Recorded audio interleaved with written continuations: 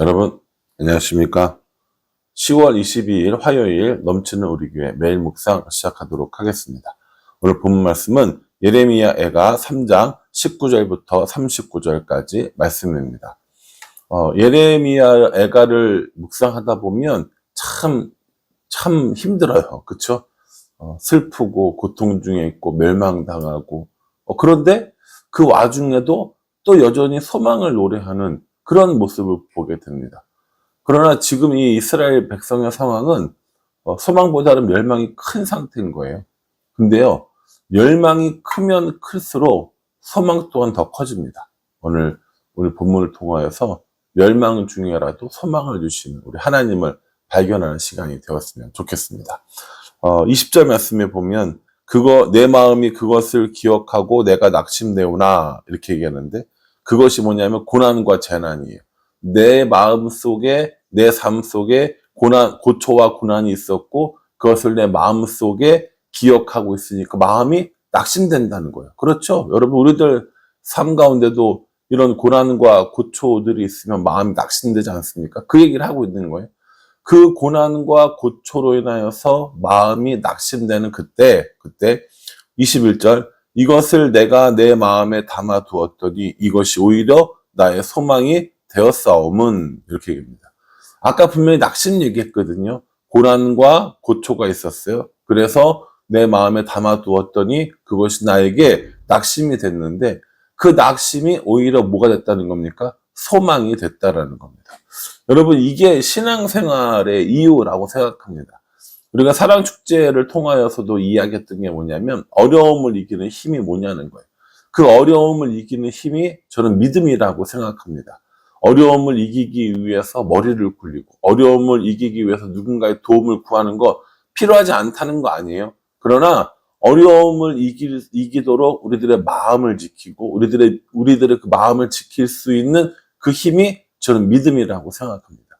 오늘 본문도 그 얘기를 하고 있는 거거든요. 고난이 있어요. 그것이 마음에 담겨져 있어요.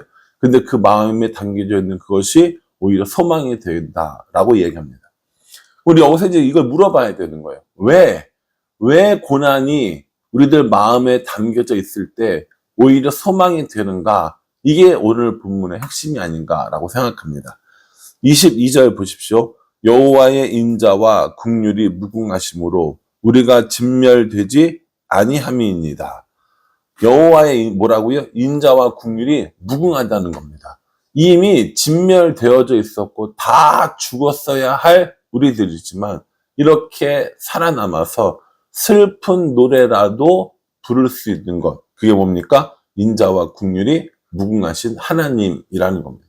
그래서 고난이 있고 재난이 있고 그래서 낙심이 되고 그렇지만 그럼에도 불구하고 우리가 소망이 될 수 있는 이유는 인자와 긍휼이 무궁하신 하나님이시기 때문이라는 것이죠. 또요 24절에 내 심령에 이르기를 여호와는 나의 기업이시니 그러므로 내가 그를 바라리라 하도다 이렇게 얘기해요.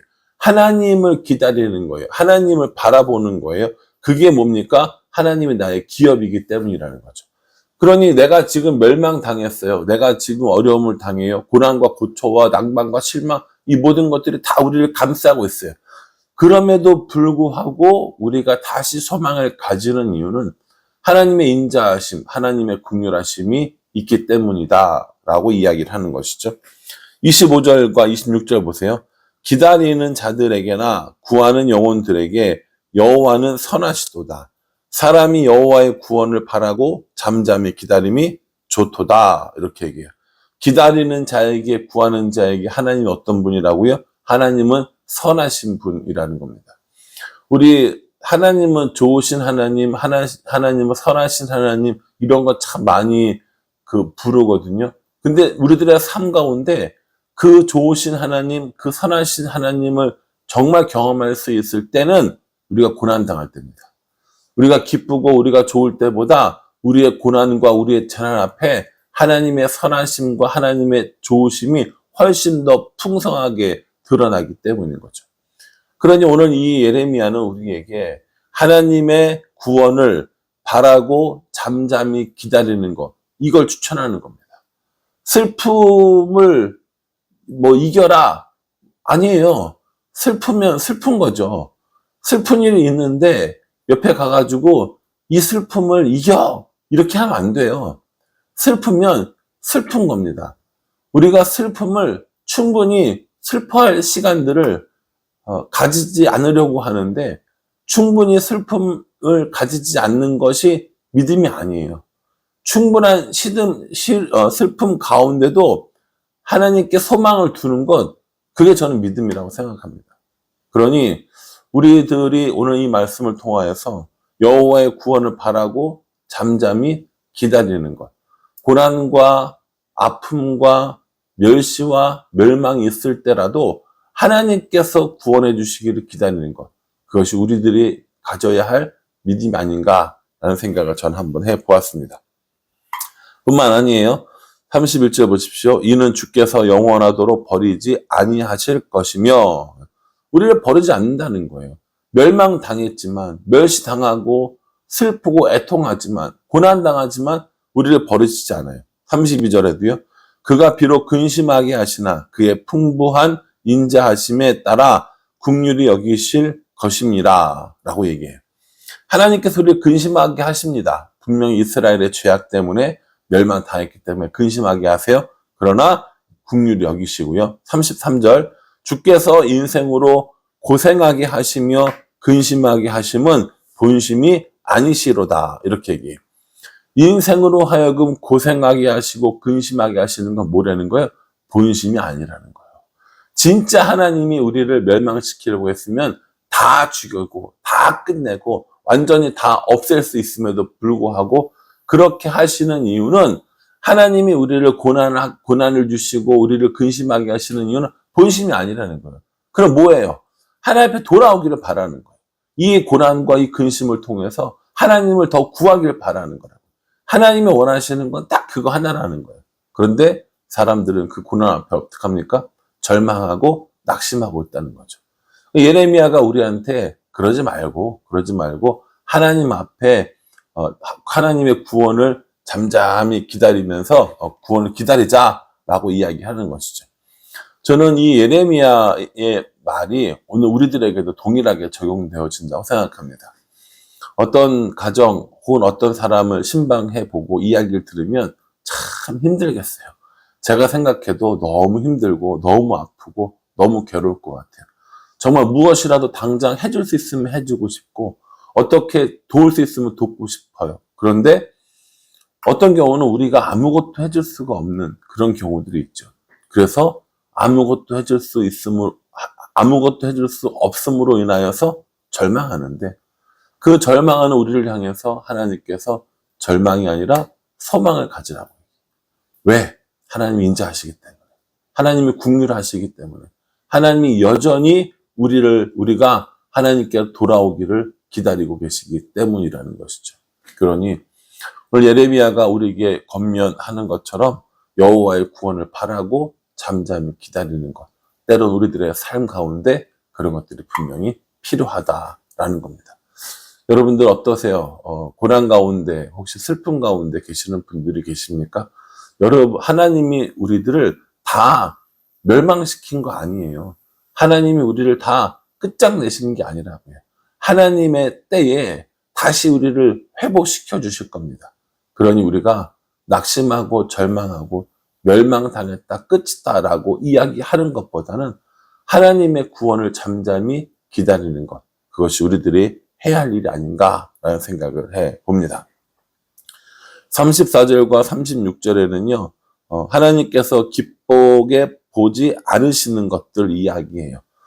세상에 있는 모든 갇힌 자들을 발로 밟는 것, 지존자의 얼굴 앞에서 사람의 재판을 굽게 하는 것, 사람의 송사를 억울하게 하는 것, 이런 것들은 다 주께서 기뻐하지 않으시는 거라는 것. 왜냐하면 하나님은 공의의 하나님이시기 때문에. 하나님은 정의의 하나님이신 겁니다. 하나님에게는 옳은 것은 옳은 거예요. 그런데 하나님께 옳은 것을 사람들이 옳지 않다라고 얘기하면서 약한 자들을 짓밟고 재판을 굽게 하고 송사를 그르게 하는 이런 일들을 하니까 하나님께서 그거 아니라고 이야기하는 거예요. 그래서 결국 이 37절에 보면 살아있는 사람은 자기 죄들 때문에 벌을 받나니 어찌 원망하랴. 이렇게 얘기해요. 자기 죄 때문에 벌을 받는 거예요. 자기 죄 때문에 벌을 받는 사람들이 뭐라고 이야기합니까? 나 억울해 라고 이야기하는데 그거 아니라는 거예요. 하나님 어떤 하나님이라고요? 공의롭고 정의로우신 하나님이에요. 재판을 굽게 하는 건 약한 자들을 짓밟는 것, 이런 거 싫어하고 이런 거 안 된다고 하시는 분이라니까요. 하나님이 그런 분이 아니란 얘기인 거죠. 사랑하는 성도 여러분, 우리 하나님은요, 공의로우시고 정의로우시고 뿐만 아니라 인자와 긍휼이 많으신 하나님이라고 오늘 본문은 우리에게 소개를 하고 있습니다. 어찌 보면 모순스러운 것 같죠. 정의롭고 공의로운데 인자와 긍휼이 영원하다고? 그럴 수 있나? 정의와 인자는, 공의와 긍휼은 서로 대비되는 거 아닌가? 라고 이야기할 수도 있지만 우리 하나님께서 우리에게 정의와 긍휼을 보여주시면서 죄로 인하여 반드시 심판하시지만 결국에 그 심판에서 다시 구원해 주시는 모습을 보여주고 계시는 겁니다. 오늘 이 말씀은 우리에게 참 중요한 말씀이라고 생각을 해요. 우리가 낙심하지 않아야 하는 이유, 우리가 고통 가운데 있을지라도 다시 소망을 가져야 하는 이유, 이런 것들이 다 오늘 하나님의 인자하심과 하나님의 긍휼하심 때문이라고 우리에게 말해주고 있습니다. 혹시 이 묵상을 보시는 분들 가운데 고난 가운데, 또 낭만 가운데, 실망과 어려움이 있다면 이 시간이 지나고 하나님의 구원이 이루어지는 그때가 되면 다시 회복하고 다시 은혜를 누리며 다시 하나님의 사랑 안에 살게 될 것이라는 이것을 잊지 말으셔야 돼요. 하나님은 여전히 우리를 긍휼히 여기시고 우리를 사랑하시거든요. 우리가 그걸 깨닫지 못하기 때문인 거죠. 그러니 하나님을 바라보고 하나님께 집중하면 우리는 그 하나님의 사랑과 긍휼 안에 다시 거할 수 있다라는 겁니다. 낭망되고 슬퍼하는 일들이 참 많이 있습니다. 우리 주위에 이렇게 어려운 일들을 당하는 사람들이 많이 있는데 그걸 하나님께 내어 맡기는 삶, 그래서 하나님의 구원, 하나님의 긍휼하심, 하나님의 인자하심을 구하는 삶, 그것이 우리들의 삶이 아닐까라는 생각을 해봅니다. 바라기는 저도 그렇고요, 여러분들도 그렇고요, 하나님의 인자하심과 긍휼하심을 따라 날마다 살아가는, 그 안에 거하는 우리 모두가 될 수 있기를 주님의 이름으로 축복합니다. 기도하겠습니다. 하나님, 주의 인자하심, 주의 긍휼하심, 그로 인하여서 우리가 소망을 가질 수 있습니다. 선하신 하나님, 좋으신 하나님을 노래하며 날마다 그 하나님을 바라고 날마다 그 하나님의 구원을 기다리며 살아가는 우리가 될 수 있도록 도와주시옵소서. 고생하고 근심하게 하심은 본심이 아니라고 하셨습니다. 그러니 우리를 사랑하시는 그 하나님을 날마다 동행하며 살아갈 수 있도록 우리 인도하여 주시옵소서. 예수님의 이름으로 기도합니다. 아멘. 여러분 이 말씀 기억하시고요. 그 하나님의 인자하심과 긍휼하심을 따라 여러분들의 슬픔과 근심과 걱정들이 모두 사라지는 날이 속히 오기를 간절한 마음으로 기도하겠습니다. 감사합니다.